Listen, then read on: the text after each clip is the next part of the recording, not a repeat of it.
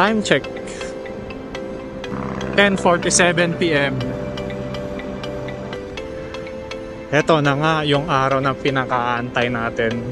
Year-end ride patungo sa Marinduque. Daan natin Rizal, Laguna. So bayan ng Pilila,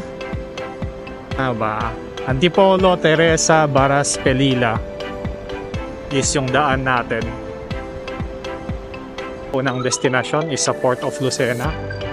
Ayon kay map, 3 hours away.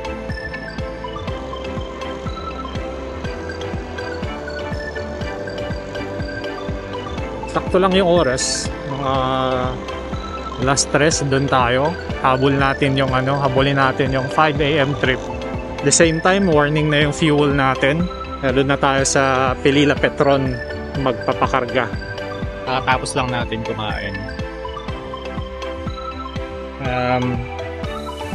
12:15 AM.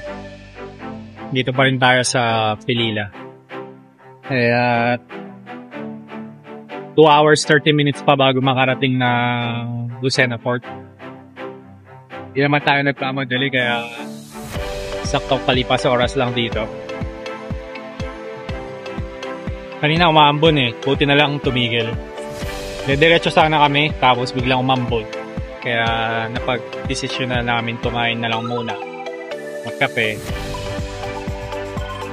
Huling ride sa taon na to. At special pala ang araw ngayon, December 20 na.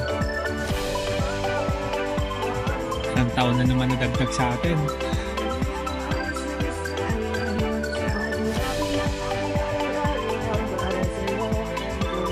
Time check. 12:24. Tuloy na ulit tayo sa biyahe.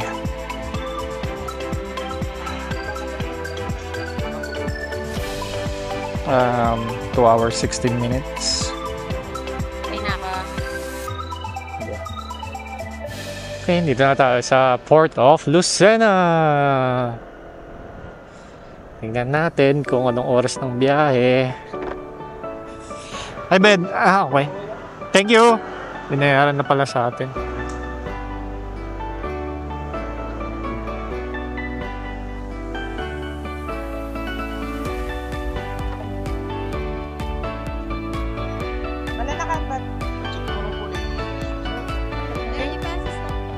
Magkano po?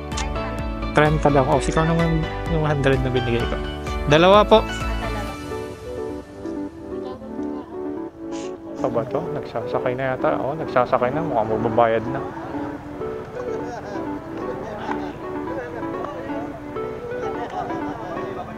Hindi na nagbabayad. Oops. Here, loves. Ikaw muna mag-accounting.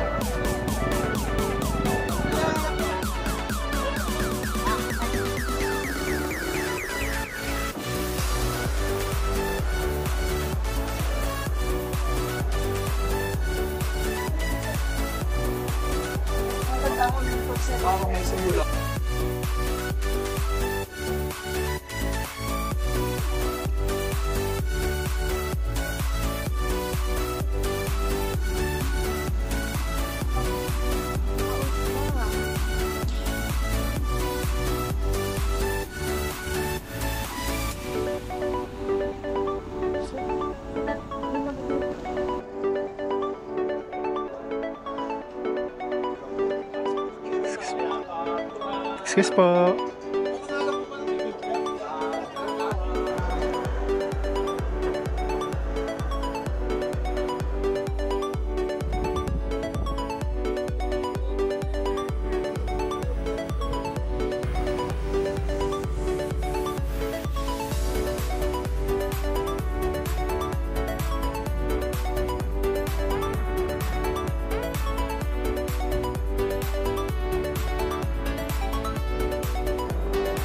Nakababa na tayo ng barko and dito na tayo sa Marinduque. So welcome to Marinduque, Balanacan Port.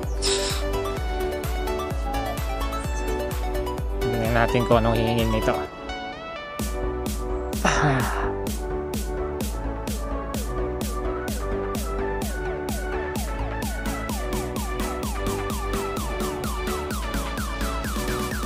Blue, pink. Ay. Thank you. Punta muna tayo ng Luzon Datum. Nakakakyat pa kaya sila?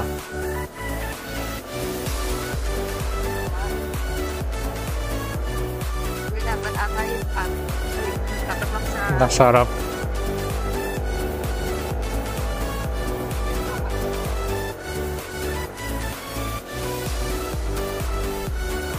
Ay, pwede ba yung pumasok? Sarado ba to? Hindi, oh, bukas.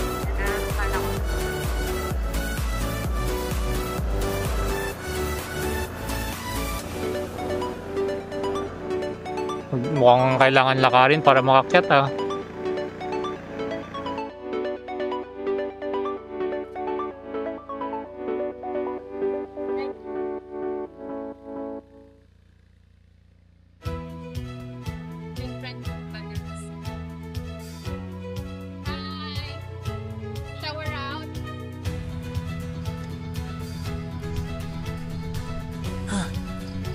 Wala pa nga kalahati pero hingal na tayo. Ang daming steps hanggang dun sa taas.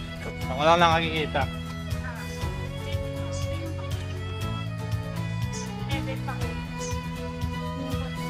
Mula nga sa part of Balanacan papuntang Luzon Datum ay mahigit kumulang 20 minutes lamang ang layo. Pero may katarikan nga yung kalsada punta rito. Ang Luzon Datum nga pala ay siya ang nagurang na primary geodetic reference of all surveys in the Philippines.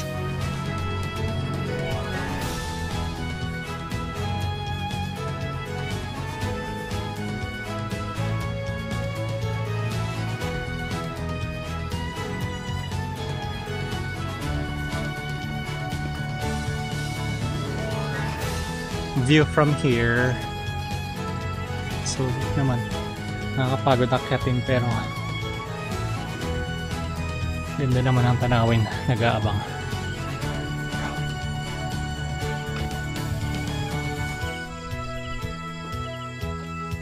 Ayan, nakapababa na.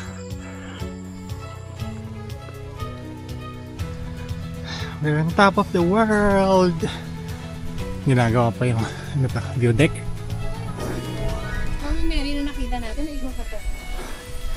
Yan yata.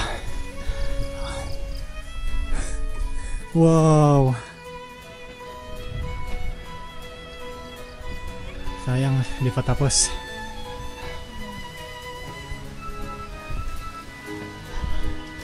Luzon Datum and we're here.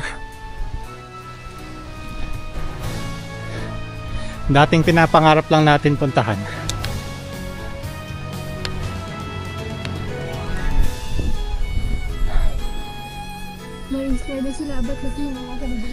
Dito itinatag latitude, longitude, I say coast and survey.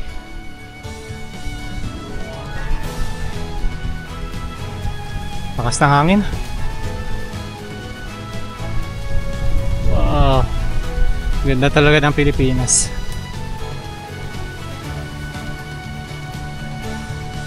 Hindi nila sinarado yung pakyat na daan doon. Yun na, makakyat sana yung motor hanggang dito. Isa sa pinapangarap lang natin puntahan. Ngayon, di na siya pangarap. Reality na. Luzon Datum.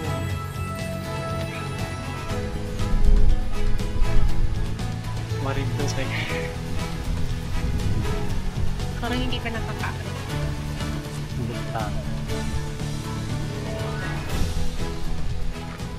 We're here! Only in the Philippines. Not yet done, but beautiful. Ayun ko lang ba? Din may remembrance tayo sa lugar na napuntahan natin. Mas okay din na maglaan ng ilang minuto para makapag-picture taking. Para din naman may alaala tayong nakikita paminsan-minsan.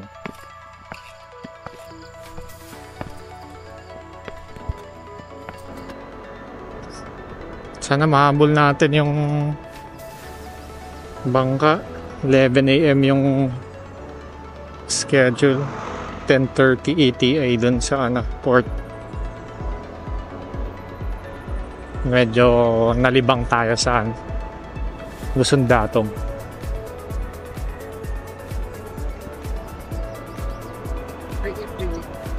Ito yung sikat na tree, yung di pinutol.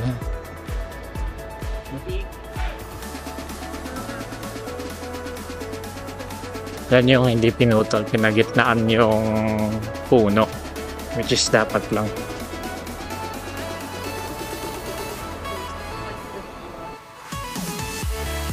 Wow! Ano ka tawag dito?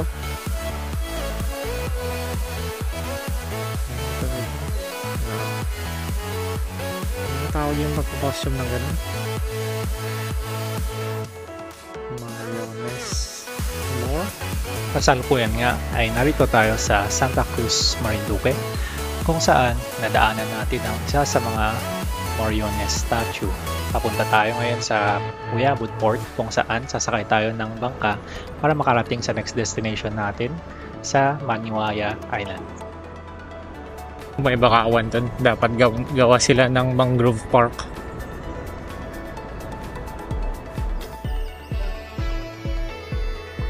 Thank you! Punta na tayo ng Maniwaya. Iwan natin yung motor dito sa Para sa Maniwaya Island visit natin, meron tayong hiwalay na episode para rito at ilalagay ko na lang sa description box yung link nito. Okay, so we're all set up. Yeah, actually malakas ulan kanina. Eto, nakapag-raincoat, nakapag-suot na kami ng mga pal.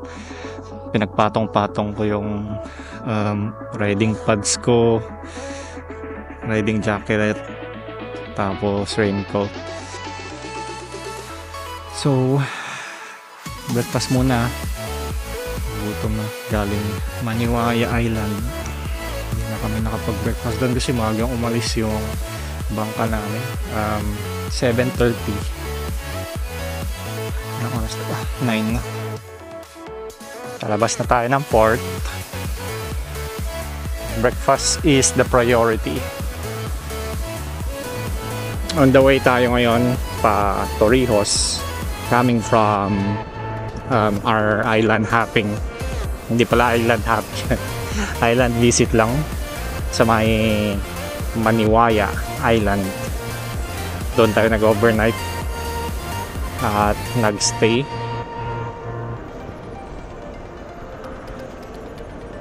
Ngayong araw, continuous ng Mindoro loop natin. Ay, sorry. Marinduque loop pala. Marinduque loop.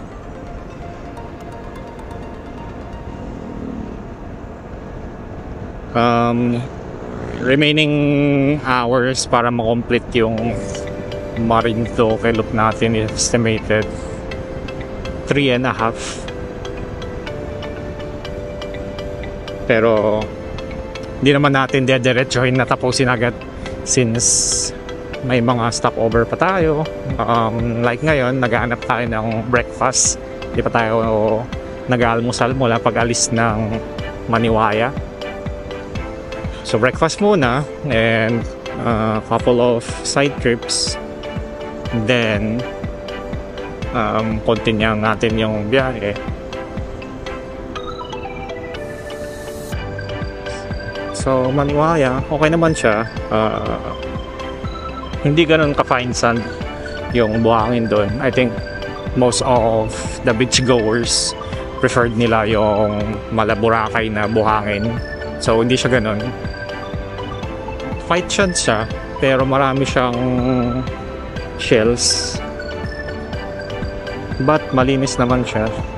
Okay din. And especially na pumunta kami ng weekend. So solo talaga namin yung buong resort.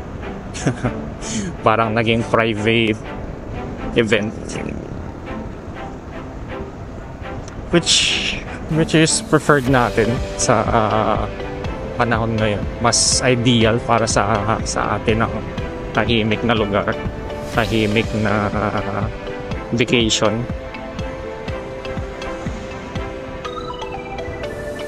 So yun na lang muna. Next update natin is pag nakahanap na tayo ng mga kainan. Here we are! Welcome to Torrijos. Ito tayo yung usual natin.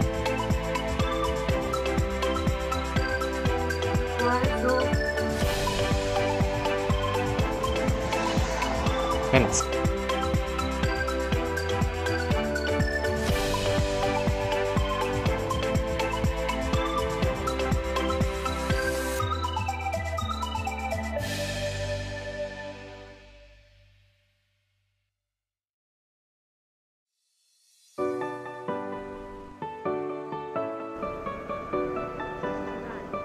Brendon Lomi House Restaurant. Oh, dito. Sana open.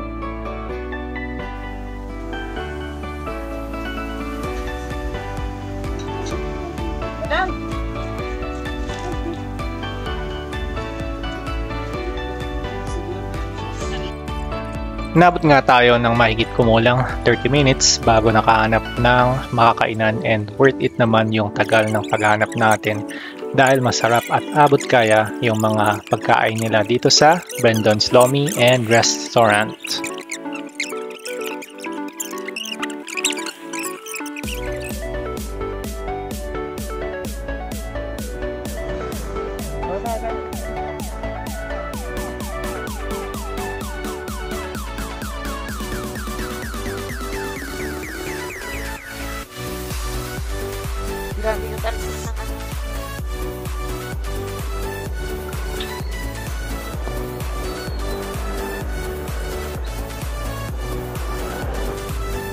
Dito nga sa may Torrijos White Beach ay sumilip lang tayo saglit at umalis din agad dahil din maulan ang panahon at naghahabol tayong makarating sa susunod na bayan sa pag-aasam na hindi na umuulan doon.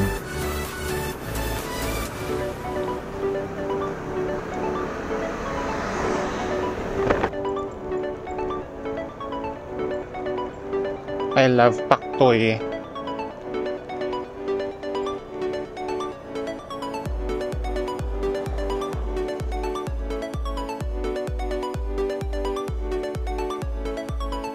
Selfie daw.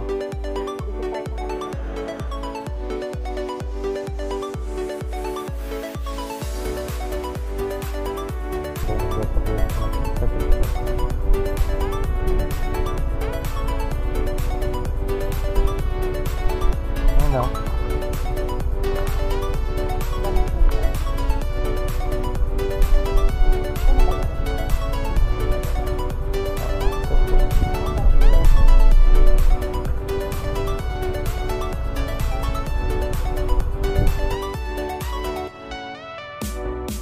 Selfie na lang tayo dito lang.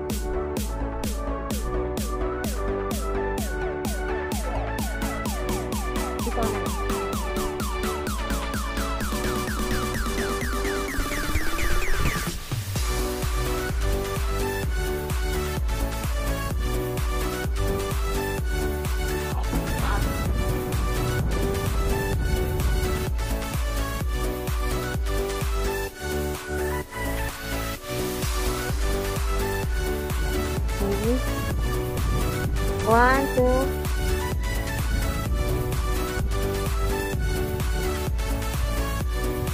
Okay. One, two. Oo. One, two. One, two. Ano ito ba daw helmet mo? Ano ito ba daw helmet mo? One. One, two. Tara.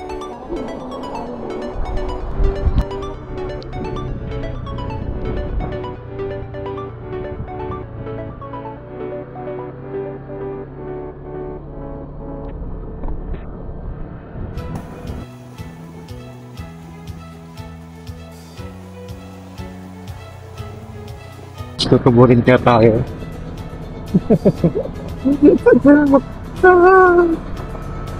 Hindi ko kabisado yung mga baka dito.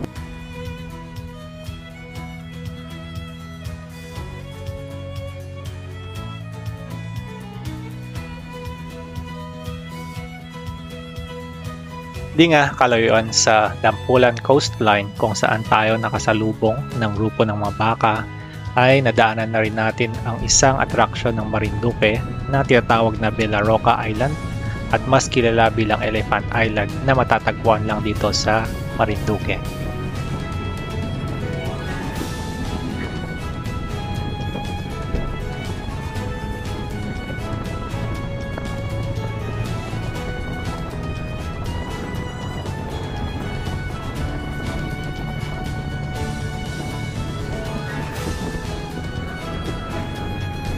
Man-made forest.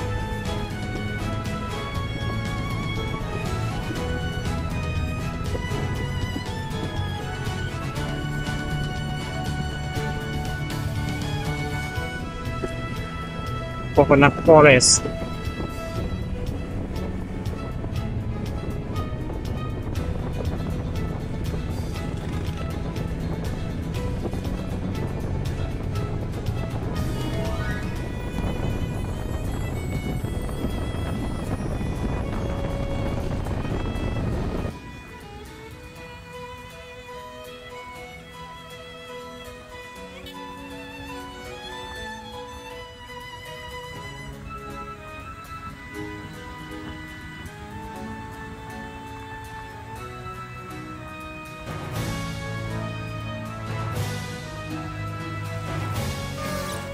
Di naman katagalan ay tumigil na rin ang ulan kaya nakapagpasya na tayong magtanggal ng kapote at magpahinga na rin ng saglit.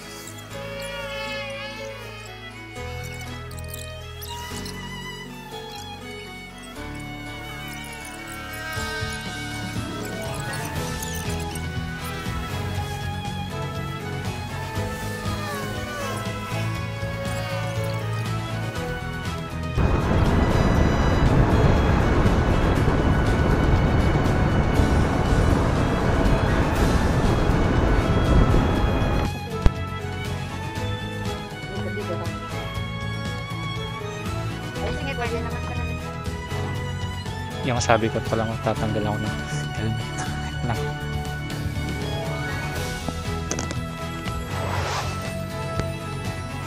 Ito nga pala ang St. Joseph Spouse of Mary Parish Church na matatagpuan dito sa Gasan, Marinduque at isa ito sa pinakalumang simbahan na napatayo dito sa probinsya ng Marinduque noong 1609.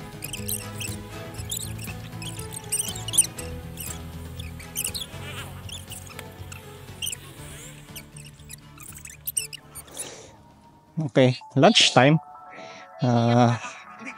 Ano ba to? Mindoro's Bethlehem po. Ay, wala ito. Ay, ito, Mindoro's Bethlehem. Lunch muna tayo.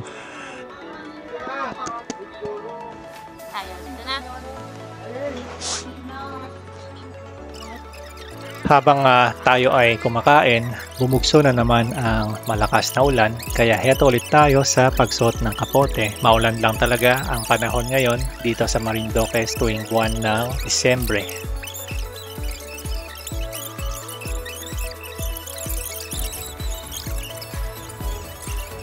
Sunod nga na destination natin ay ang dalawin ang malapit na kamag-anak ng matalik nating kaibigan pero sa hindi sinasadyang pagkakataon ay naligaw tayo dahil may kapangalan pala sa ibang barangay yung landmark na nakapin sa ating mapa.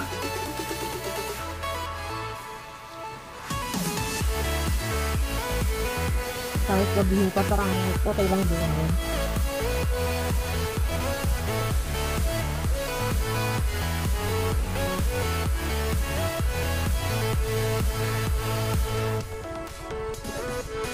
Balik na? Baka naman. Oo naman. Semento naman yun eh. Baka kasi may ibang kalsada to.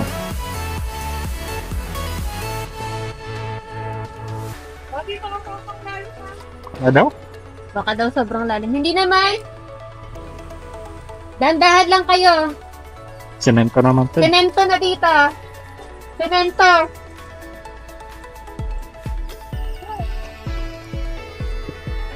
At dahil nga sa maulan, basa ang kalsada at malumot pa, kamuntika na tayong sumemplang, buti na lang agad tayong nakarecover at naiwasan nating matumba. Wala na. Saan pa? Akyat pa? Akyat pa? Hindi. Naliligaw na?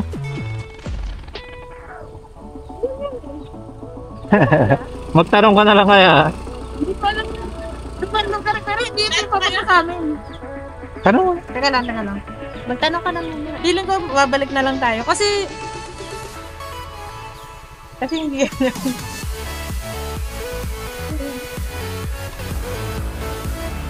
Doon tayo sa flat.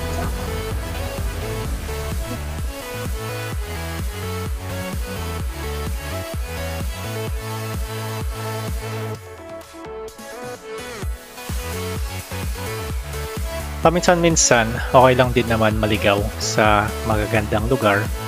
Idagdag na lang natin sa memories at experience natin sa pamamasyal. Basta magtiwala lang tayo, magtanong at mag-check ng maigi sa mapa, ay mahanap din natin yung lugar kung saan tayo nararapat maparoon.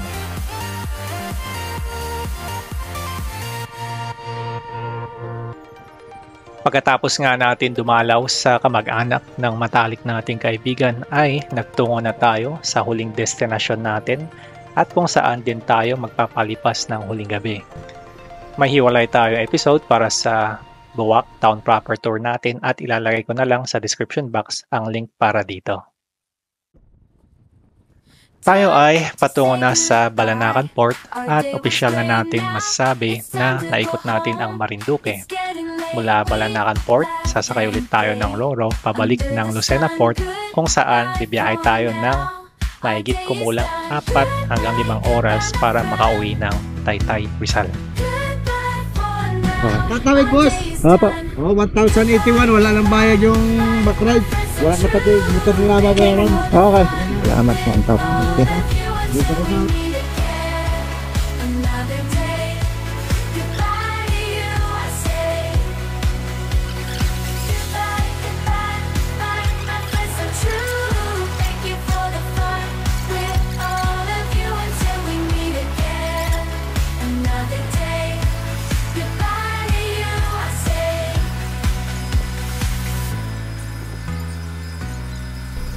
Update lang, na-complete na natin yung Boca Loop. Dito na tayo sa Molo. And with 11 a.m. Pabalik na tayo ng Lucena Port. Back to Taytay. Pero hindi pa doon nagtatapos yung biyahe natin. Pag darating ng Taytay, pakalingan ng Ahora. Diretso tayo ng Maun Province. Pero sa episode na to, dito natin iwawakas yung kwento ng magsusulit natin. Wow!